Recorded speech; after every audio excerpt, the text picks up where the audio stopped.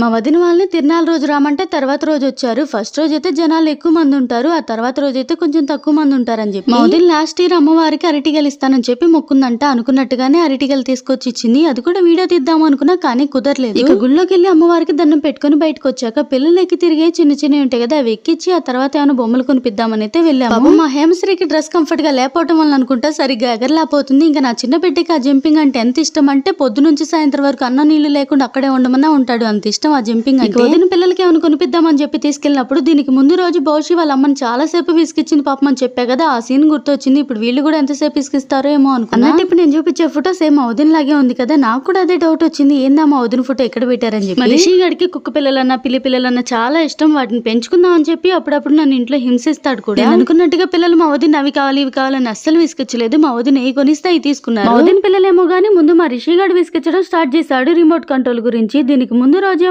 Remote control కొనిపించమని విసిగిస్తే, ఆ తర్వాత రోజేమో కొనకపోయినా పర్లేదు జస్ట్ చూద్దాం పదా అని చెప్పి విసిగిచ్చాడు. కడి చుట్టం దేనికని చెప్పినందుకు కూడా అలిగాడు.